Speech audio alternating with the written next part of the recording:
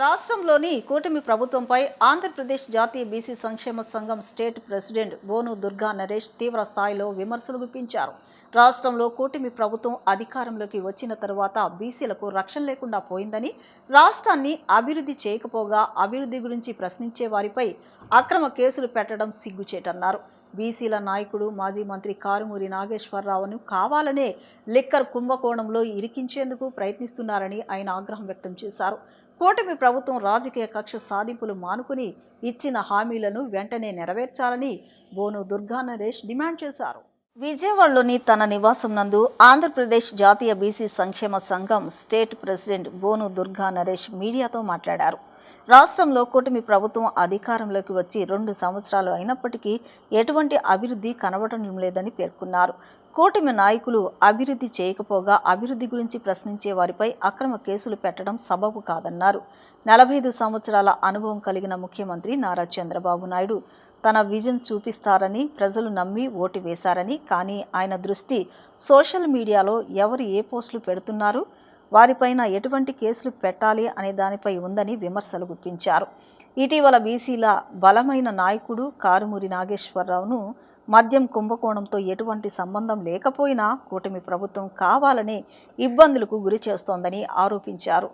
అతని కుటుంబ సభ్యులను కూడా అవమానిస్తూ కక్ష సాధింపులకు దిగుతున్నారని పేర్కొన్నారు. నాగేశ్వరరావు కుటుంబంలోని మహిళలను నడి రోడ్డుపై గంటల తరబడి నుంచోబెట్టి సంబంధం లేని విషయాల గురించి ప్రశ్నించడం ఏమిటని మండిపడ్డారు. రాష్ట్రంలో పెరుగుతున్న నేరాలు రేటు, విశాఖపట్నం స్టీల్ ప్లాంట్ కార్మికులను నిర్లక్ష్యం చేయడం, ఆరోగ్యశ్రీ ఫీజు రియంబర్స్మెంట్ వంటి సంక్షేమ కార్యక్రమాలను నిలిపివేసిన విషయం ప్రభుత్వానికి కనిపించడం లేదా అని ఆయన విమర్శించారు. ఈ అన్యాయాలు కొనసాగితే అవి కూటమి నేతల రాజకీయ పతనానికి దారితీస్తోందని ఆయన హెచ్చరించారు. బీసీ వర్గాల భద్రత విషయంలో జవాబుదారీతనం వాగ్దానం చేసిన ప్రభుత్వ రాయితీలను పునరుద్ధరించాలని ఆయన డిమాండ్ చేశారు. ఏంటండి దారుణాలు? ఇంక రాజకీయాలకు రమ్మని యూత్ని ఇంకేమైనా ఎంకరేజ్ చేస్తారు? మీరు ఉండిపోతారా శాశ్వతంగా 5 సంవత్సరాలు, లేదా కంటిన్యూగా ఆయన పేరంటే రష్యా అధ్యక్షుడు పుతిన్ లాగా వేసేసుకోండి, లేకపోతే మీరే ఉన్నాయి కదా మీకు మొత్తం దృశ్యం సినిమాలాగా. ఫస్ట్ ఛానల్లో మేక అంటే సెకండ్ మేక మేక మేక నందిని పందిని చేస్తారు, పందిని నందిని చేస్తారు. కాబట్టి మీరు ఇలాగే చేస్తే సార్, మీరు ఎవరో ఊహించినవి చాలా జరిగినాయి. విజయ్ తలపతి గారు సీఎం అయిపోయాడు, కేజ్రీవాల్ సీఎం అయిపోయాడు, ఊహించిన వాళ్ళు వీళ్ళంతా. రేపు జగన్మోహన్ రెడ్డి గారు మాకు తెలిసి 4-5 రోజుల క్రితం ఊరిని సర్వే చేస్తే ఒక ప్రముఖ ఛానల్ సాక్షాత్తు చంద్రబాబు నాయుడు ఇచ్చిన రివ్యూనే ఇవాళ ఎలక్షన్ జరిగితే 100 నుంచి 130 సీట్లు జగన్మోహన్ రెడ్డికి వస్తాయని చెప్పి వచ్చింది. మేము ఆ పార్టీని ఈ పార్టీని గురించి మాట్లాడట్లా. రేపొద్దున వాళ్ళు వచ్చి మిమ్మల్ని ఇదే చేస్తూ ఉంటారు కదా. ఒక పక్క జగన్ గారు అంటున్నారు కదా, మీరు ఏదైతే విత్తనం నాటితే అదే చెట్టు రేపొద్దున మానయిద్దని. మీరు బాగానే ఉంటారు, ఫస్ట్ వెళ్ళిపోతారు పవన్ కళ్యాణ్ గారు. ఆంధ్రప్రదేశ్లో కదా ఆయన పుట్టింది, అదే జెర్సీల మీద ఉంది కదా, అటు వెళ్ళిపోతాడు ఫ్లైట్ వేసుకొని. లోకేష్ గారు మన చంద్రబాబుని అరెస్ట్ చేసినప్పుడు చూసాం కదా ఎక్కడికి వెళ్ళి ఉన్నారో. దయచేసి కార్యకర్తలు అలాగే పోలీస్ సోదరులు మీరందరూ కూడా కొంచెం సమన్వయం పాటించండి. అందరూ బాగానే ఉంటారు. రాజకీయాల్లోకి వచ్చేది ప్రజలకు సేవ చేయడానికే, అంతేగాని అర్ధరాత్రి పూట అమెరికా నుంచి వచ్చేసి కేంద్ర మనుషులు అయిపోవడానికి, మినిస్టర్ అయిపోయిన తర్వాత రౌడీలాగా చేతులు నరుకుతాం, కాళ్ళు నరుకుతా అంటాం, ఇళ్ల మీదకి వెళ్ళిపోయి దాడులు చేయడం, అంబట్రావు ఇంటి మీదకి వెళ్ళి తగలెట్టేస్తారు. ఏంటి సార్ ఇది? ఆంధ్రప్రదేశ్ని అసలు ఏం చేద్దాం అనుకుంటున్నారు? రావణ కష్టం అయిపోతుంది. ఎక్కడ చూసిన గొడవలే. మొన్న తారు గొడవ, బొడ్డోళ్ళకి ఒక్కడికి 14 ఏళ్ళు. నేను అది జరిగిన 2వ రోజే అతను ఎవరో తాగేసి పోలీసు వాళ్ళని కొడుతున్నాడు. మరి హోమ్ మినిస్టర్ గారు ఏం చేస్తున్నారో అర్థం కావట్లా. దయచేసి మీరు చట్టం తన పని తాను చేసుకెళ్ళిపోద్ది కాబట్టి ఖచ్చితంగా వాళ్ళు కనుక నిజంగా నేరాపణలో కనుక బయటకు వస్తే శిక్ష వాళ్ళకి పడుద్ది. అంతేగాని శిక్ష పడ్డ వాళ్ళని ఎవరు ఎంటర్టైన్ చేయరు. అది మీరెందుకు అసలు అంత ఇది చేస్తూ ఉన్నారు? షిరిడి సాయిబాబా వారి పట్ల అపార భక్తి విశ్వాసంతో మస్కట్లో నివసిస్తున్న అరవింద్ కుటుంబ సభ్యులు సుమారు 2 లక్షలకు పైగా విలువ చేసే వెండి ఆభరణాన్ని ముత్యాలంపాడు షిరిడి సాయిబాబా మందిరానికి సమర్పించారు. ఈ సందర్భంగా మందిర అధ్యక్షులు లక్ష్మణరావు మాట్లాడుతూ, భక్తులు ఎంతో భక్తి శ్రద్ధలతో బాబావారికి కానుక సమర్పించడం ఆనందంగా ఉందన్నారు. అరవింద్ కుటుంబ సభ్యులపై సాయిబాబా వారి కరుణా కటాక్షాలు ఎల్లప్పుడూ ఉండాలని ఆకాంక్షించారు. ముత్యాలంపాడు షిరిడి సాయిబాబా మందిరంలో భక్తి శ్రద్ధల నడుమ ప్రత్యేక కార్యక్రమాన్ని నిర్వహించారు. మస్కట్లో నివసిస్తున్న అరవింద్ కుటుంబ సభ్యులు సుమారు 2 లక్షలకు పైగా విలువ చేసే వెండి ఆభరణాన్ని సాయిబాబా వారికి కానుకగా సమర్పించారు. ఈ సందర్భంగా బాబా వారికి ప్రత్యేక పూజలు, అర్చనలు నిర్వహించి ఆశీర్వచనాన్ని పొందారు. అనంతరం మందిర అధ్యక్షులు లక్ష్మణరావు మాట్లాడుతూ, విదేశాల్లో ఉన్నప్పటికీ సాయిబాబా వారి పట్ల భక్తిని చాటుకుంటూ ఆలయానికి విలువైన కానుక సమర్పించడం అభినందనీయమన్నారు. అరవింద్ కుటుంబం మరింత సుఖ సంతోషాలతో ఆయురారోగ్యాలతో వర్ధిల్లాలని, బాబావారి ఆశీస్సులు ఉండాలని ఆకాంక్షించారు. భక్తులు అలాగే ఆలయ అభివృద్ధికి సహకరించాలని ఆయన కోరారు. నేను ఈ మందిరం అధ్యక్షుడిని, ఫౌండర్ మెంబర్ని కూడా. ఈ భక్తులు అనురాధ గారు, వారి కుటుంబం అరవిందు మస్కట్లో పనిచేస్తూ ఇక్కడ బాబా వారి సేవా నిమిత్తమై వారి యొక్క భక్తి ప్రపత్తులను చాటుకుంటూ పెద్ద బాబా వారికి ఈ ఆభరణాన్ని సమర్పించడం జరిగింది. చాలా శుభదినం ఇవాళ. ఇటువంటి ఆభరణం మందిరంలో ఉండడం కూడా చాలా మిగతా వారందరికీ కూడా ఆదర్శంగా ఉంటుంది, ప్రోత్సాహంగా ఉంటుంది అనేటువంటి ఉద్దేశంతో మా అందరికీ ఈ అభిప్రాయం ఏర్పడింది. నా పేరు Lakshmanarao Ponnaluri, retired principal Sharada junior college and founder member, president Saibaba Mandiram. ధన్యవాదాలు. నా పేరు అనురాధ అండి. బాబా వారి అంటే మాకు ప్రేమ అభిమానాలు ఎక్కువగా ఉంటాయి. మేము ఎప్పుడు పూజించుకుంటాము. మా బాబు అరవింద్ మస్కట్లో ఉంటాడు. 2,40,000 రూపాయల ఆభరణము చేయించి ఇచ్చారు. ప్రజలందరినీ సుఖశాంతులతో ఉంచాలని బాబా గారిని కోరుచున్నాను. ఇక్కడే బాబావారి టెంపుల్కి అతనే చేశారండి ఆభరణము. అది 2,40,000 రూపాయలు. మేము సత్యనారాయణపురం శ్రీనగర్ కాలనీ ఫస్ట్ లైన్లో ఉంటామండి. ప్రభుత్వ పాఠశాలల విద్యార్థులు కార్పొరేట్ స్కూళ్లకు ఏమాత్రం తీసిపోరని సెంట్రల్ ఎమ్మెల్యే బొండా ఉమా తెలిపారు. పేద మధ్యతరగతి కుటుంబాల పిల్లలు నాణ్యమైన విద్యను అభ్యసించి ఉన్నత స్థాయికి చేరుకోవాలనే లక్ష్యంతో ప్రభుత్వం చిత్తశుద్ధితో పనిచేస్తుందని అన్నారు. రాజీవ్ నగర్లోని రాజీవ్ గాంధీ నగరపాలక సంస్థ ఉన్నత పాఠశాల నందు 2026-27 విద్యా సంవత్సరం ప్రారంభోత్సవ కార్యక్రమం ఘనంగా నిర్వహించబడింది. ఈ కార్యక్రమంలో ఎమ్మెల్యే బొండా ఉమా పాల్గొని విద్యార్థులకు పాఠ్య పుస్తకాలు పంపిణీ చేశారు. అనంతరం ఇటీవల విడుదలైన 10వ తరగతి పబ్లిక్ పరీక్షల ఫలితాల్లో 577 మార్కులు సాధించి ప్రభుత్వ పాఠశాలకు మంచి పేరు తీసుకొచ్చిన విద్యార్థిని జి దుర్గా భవానీని ప్రత్యేకంగా అభినందించి 5,000 రూపాయల నగదు బహుమతిని అందజేశారు. ఈ సందర్భంగా ఆయన మాట్లాడుతూ, నూతన విద్యా సంవత్సరం ప్రారంభం రోజునే రాష్ట్రంలోని అన్ని ప్రభుత్వ పాఠశాలల్లో విద్యార్థులకు పాఠ్య పుస్తకాలు పంపిణీ చేయడం జరిగిందన్నారు. విద్యార్థుల అవసరాలకు అనుగుణంగా నోట్బుక్స్, స్కూల్ బ్యాగులు, షూస్, యూనిఫామ్లు, మధ్యాహ్న భోజనం వంటి అన్ని సౌకర్యాలను ప్రభుత్వం అందిస్తోందని తెలిపారు. విద్యారంగ అభివృద్ధికి సుమారు 1,000 కోట్ల వ్యయంతో అనేక కార్యక్రమాలు అమలు చేస్తున్నామని చెప్పారు. ఇటీవల ప్రకటించిన 10వ తరగతి ఫలితాల్లో ప్రభుత్వ పాఠశాలల విద్యార్థులు అత్యుత్తమ ప్రతిభ కనపరచడం ఎంతో సంతోషకరమన్నారు.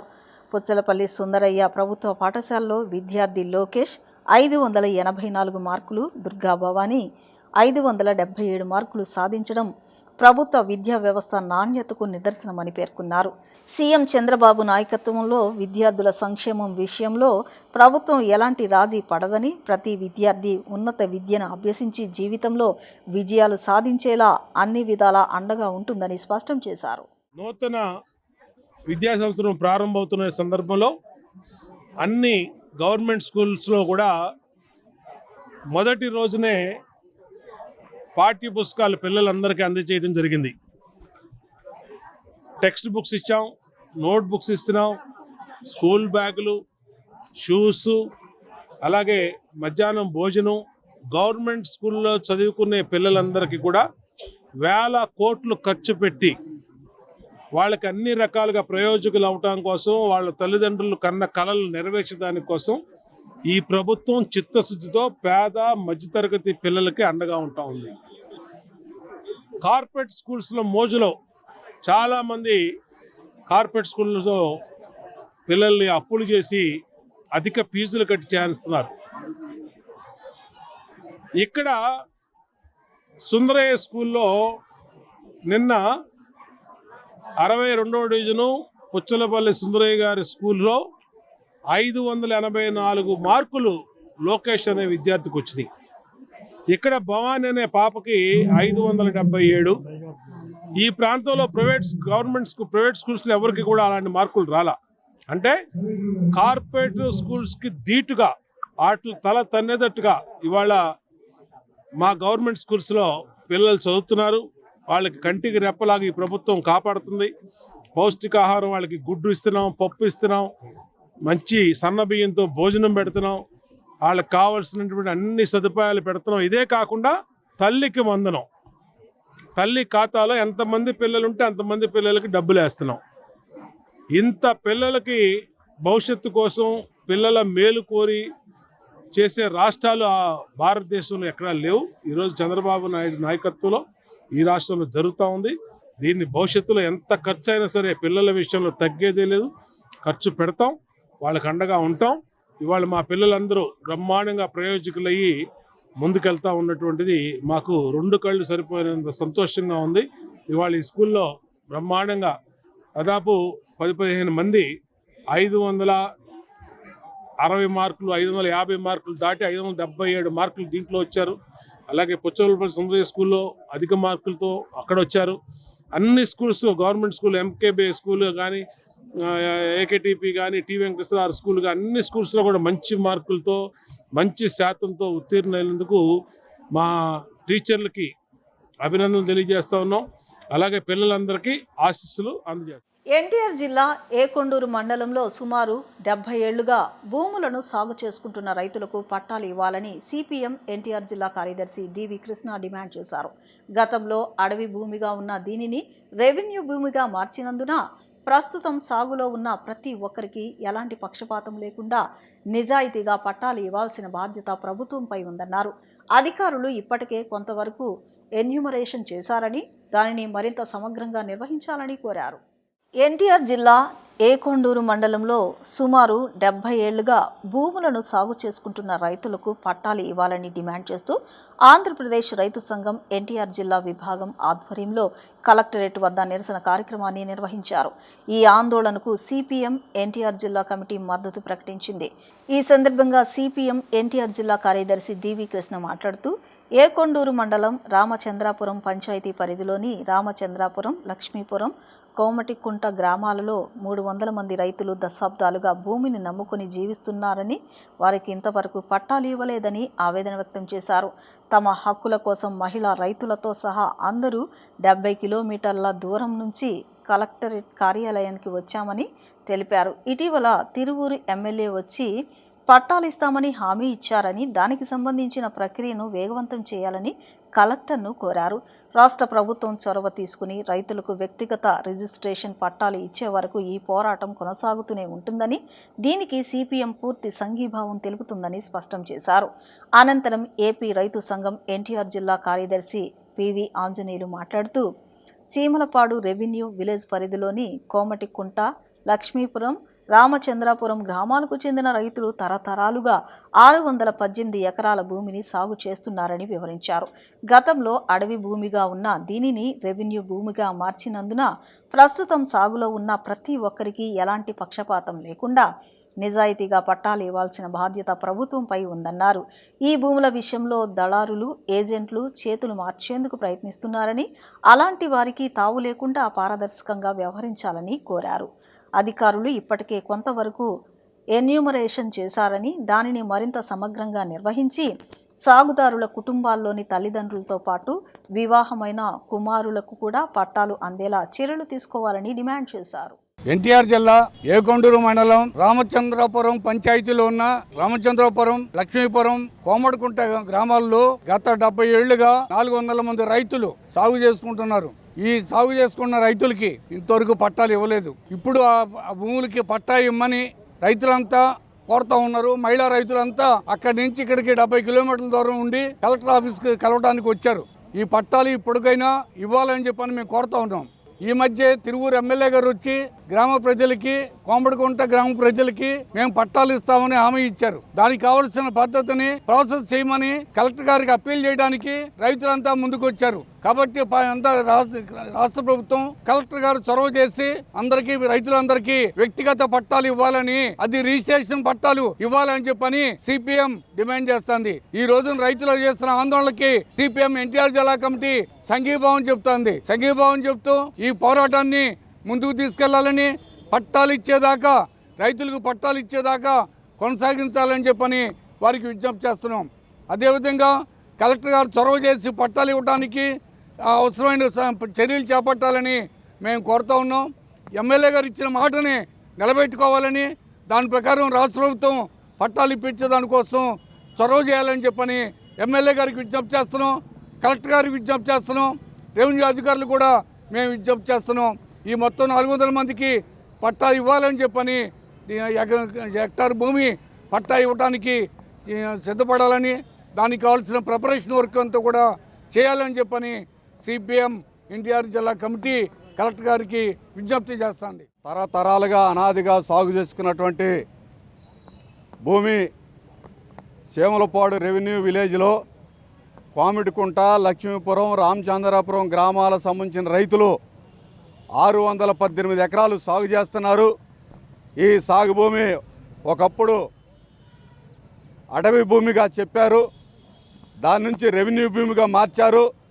రెవెన్యూ భూమిగా మార్చిన తర్వాత రైతులకు ఇవ్వాల్సినటువంటి బాధ్యత ప్రభుత్వానిది. అందుకోసం ఎవరైతే భూమి మీద ఉన్నారో, సాగుదారులుగా ఉన్నారో, భూమి దున్నుతున్నారో, దున్నేవాడికి ప్రతి ఒక్కడికి నమోదు చేసి ఏ విధమైనటువంటి సస్పెషన్ లేకుండా నిజాయితీగా ఆనెస్ట్గా వాళ్ళందరూ కూడా పట్టాలు ఇవ్వాలనేది ఆంధ్రప్రదేశ్ రైతు సంఘం కోరుతుంది. దీంట్లో అనేక రకాలైనటువంటి చేతులు మారడానికి అవకాశాలు ఉన్నాయి. ఆ రకంగా అనేక మందిని ఏజెంట్లు పెట్టి ఆ రకంగా చేతులు మార్చుకోవడం కోసం ప్రయత్నం చేసేటటువంటి పరిస్థితి కూడా కనపడుతుంది. ఆ రకం కాకుండా ఒక నిబద్ధతగా ఈరోజు ప్రభుత్వం ఇవ్వాల్సిన బాధ్యత ఉంది. అందుకోసం కలెక్టర్ గారికి కూడా మేము విజ్ఞప్తి చేస్తున్నాం.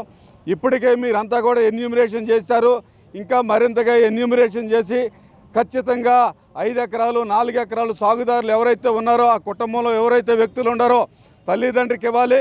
ఆ కుటుంబంలో పెళ్ళై ఉన్నటువంటి కుమారుడికి కూడా ఇవ్వాల్సినటువంటి బాధ్యత ప్రభుత్వంది.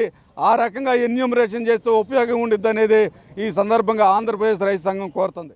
భవన ఇతర నిర్మాణ కార్మికుల సంక్షేమ బోర్డు ద్వారా 2019 వరకు అమలైన అన్ని సంక్షేమ పథకాలను తిరిగి కొనసాగించాలని బిల్డింగ్ వర్కర్స్ యూనియన్ ఎన్టీఆర్ జిల్లా అధ్యక్షులు పిల్లి నరసింహారావు డిమాండ్ చేశారు.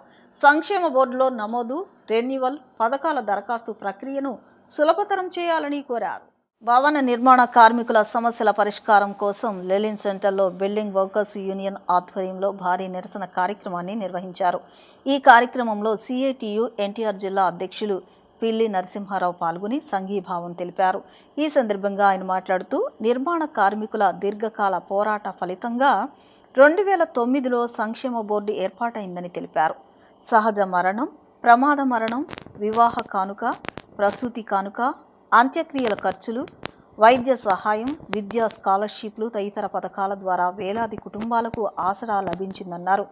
అయితే 2020లో ప్రభుత్వం ఈ పథకాలను నిలిపివేయడంతో కార్మికులు తీవ్ర ఇబ్బందులు ఎదుర్కొన్నారని తెలిపారు. 2026 ఫిబ్రవరి 27న ప్రభుత్వం విడుదల చేసిన మెమో ద్వారా 4 పథకాలను మాత్రమే పునరుద్ధరించారని, పెండింగ్ క్లైమ్స్ చెల్లింపులు మరియు ఇతర పథకాలపై ఎలాంటి స్పష్టత ఇవ్వలేదని విమర్శించారు. ప్రస్తుతం అమలవుతున్న పథకాల కోసం కూడా ఆన్లైన్ విధానాలు, కఠిన నిబంధనలు పెట్టడంతో చాలామంది కార్మికులు ప్రయోజనం పొందలేకపోతున్నారని ఆవేదన వ్యక్తం చేశారు.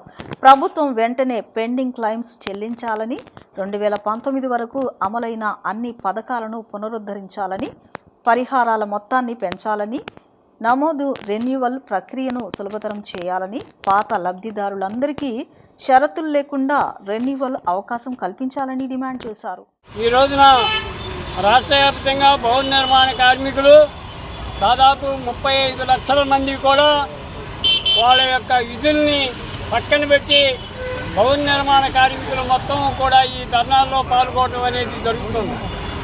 దీనికి ప్రధానమైనటువంటి ఉద్దేశం ఏంటంటే గత 40 సంవత్సరాలు పోరాడి సాధించుకున్నటువంటి భవన నిర్మాణ కార్మికుల సంక్షేమ బోర్డుని ఇవాళ వచ్చినటువంటి ఈ ప్రభుత్వం అమలు చేస్తాము.